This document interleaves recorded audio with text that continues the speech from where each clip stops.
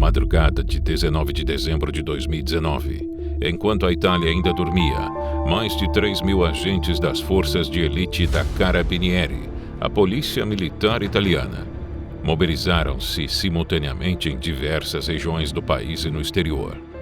A missão era desmontar uma das estruturas mafiosas mais poderosas do mundo, a 'Ndrangheta. A ação resultou na prisão preventiva de mais de 330 indivíduos acusados de ligação com o crime organizado. O nome dado à operação, Rinascita Scott, ou Renascimento Scott, era uma homenagem a Zeben William Scott, agente do FBI que colaborou com os investigadores italianos e trabalhou em órgãos de cooperação internacional contra a máfia e o narcotráfico. O epicentro de toda a investigação esteve sob a liderança do promotor antimáfia Nicola Gratteri, figura célebre da magistratura italiana que ainda hoje vive sob rigorosa proteção policial. A operação visava desmontar a espinha dorsal de uma organização criminosa que, em termos de volume financeiro e penetração internacional, superou a famosa Cosa Nostra siciliana e se tornou a maior máfia da Europa, a 'Ndrangheta. Originária da província de Reggio Calabria, no extremo sul da península, a organização manteve durante muito tempo um perfil essencialmente rural. Suas raízes remontam ao século XIX, entre grupos de camponeses e ex-detentos que se organizaram em torno de códigos de honra, silêncio, vingança e laços consanguíneos. Conforme apontam os relatórios da Direzione Investigativa Antimafia, DIA, nas décadas de 1970 e 1980, o grupo financiou sua modernização por meio de sequestros de grande repercussão, utilizando o capital obtido para migrar gradativamente ao tráfico internacional de entorpecentes. Nas últimas 3 décadas, a organização estabeleceu uma posição de quase monopólio na distribuição de cocaína na Europa, firmando alianças diretas com cartéis sul-americanos e utilizando grandes portos estratégicos como o porto de Gioia Tauro, na Calábria, o maior porto de contêineres da Itália e um dos maiores do mar Mediterrâneo, e o de Antuérpia, na Bélgica, o segundo maior porto da Europa. Assim, conseguiu controlar boa parte do tráfico de cocaína que entra no continente. Enquanto outras máfias italianas se organizam por territórios ou hierarquias verticais amplas, a estrutura da 'Ndrangheta fundamenta-se nas chamadas Drina, unidades familiares coesas que tornam a infiltração policial e as delações extremamente difíceis, já que a lealdade nasce do parentesco, não de juramentos que podem ser quebrados. Essas drines se reúnem em unidades territoriais espalhadas pela Calábria, pelo norte da Itália e por dezenas de países, como Alemanha, Canadá, Austrália, Estados Unidos e também na América Latina. A cúpula simbólica da organização se reúne anualmente no Santuário de Pozzi, em Aspromonte, no chamado Crimine, a estrutura de comando da máfia. É o nome do órgão dirigente central da 'Ndrangheta. Ele coordena decisões e transmite ordens para as células do grupo. A força da 'Ndrangheta não vem apenas do dinheiro do narcotráfico. Ela se sustenta sobre um repertório clássico de violência mafiosa, extorsão sistemática de comerciantes e empresários, o chamado piso, sequestros e assassinatos, muitos deles resolvidos pela Lupara Bianca, a prática de fazer desaparecer o corpo da vítima para que nunca seja encontrado, dificultando investigações e apagando provas.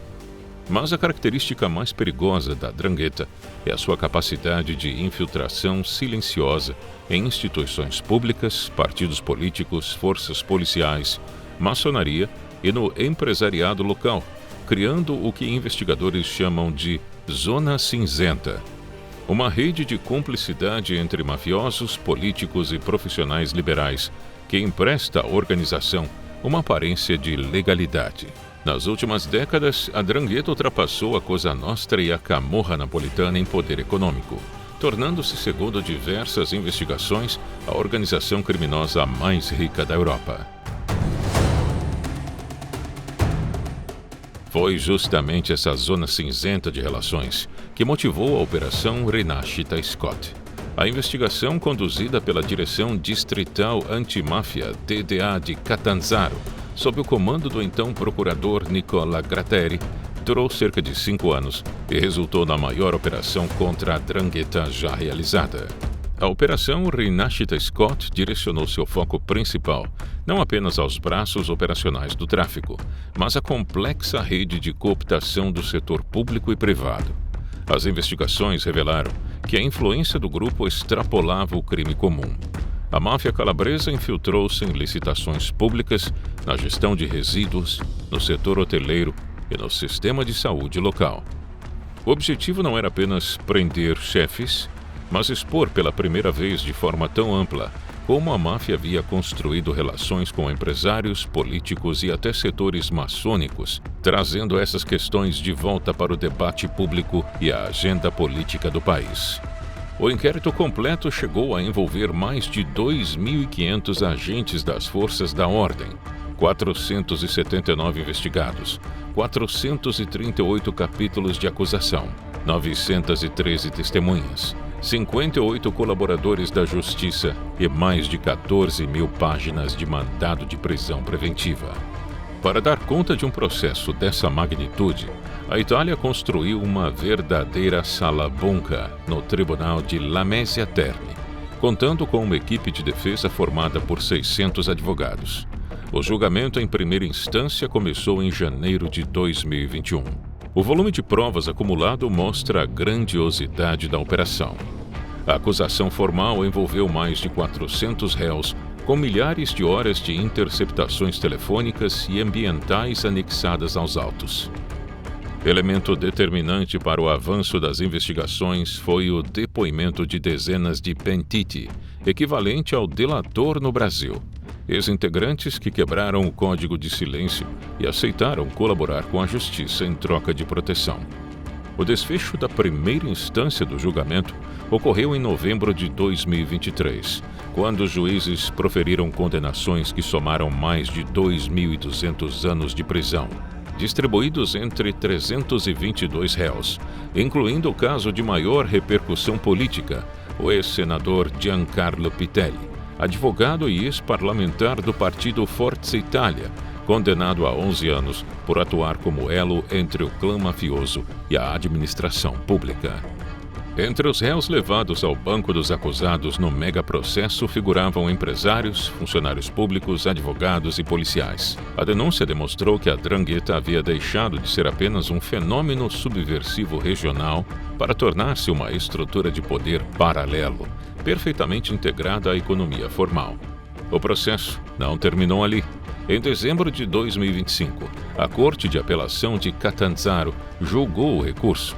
O resultado confirmou o núcleo do caso, mas reduziu penas de forma expressiva. Foram aplicados 1.200 anos de prisão a 154 réus, além de 50 absolvições e 10 prescrições. Pitelli teve a pena reduzida de 11 anos para 7 anos e 8 meses de reclusão, com a corte excluindo em muitos casos o agravante específico de vínculo mafioso, o que provocou uma série de soltura de réus. Ainda assim, chefes históricos da organização mantiveram penas pesadas, como os líderes Luigi Mancuso, condenado a 30 anos, e Saverio Razionale, a 21 anos. A sentença de apelação ainda não é definitiva. O caso pode seguir para a Corte de Cassação, última instância da justiça italiana, o que deve levar meses até a análise de todos os recursos e a publicação da decisão final. Para analistas e para o próprio procurador Gratteri, a Rinascita Scott já é considerada, independentemente do resultado final, um marco.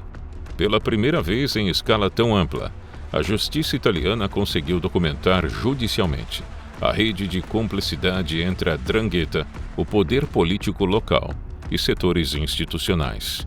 A tal zona cinzenta, que historicamente era a parte mais protegida e menos visível do poder da máfia calabresa, finalmente havia sido revelada.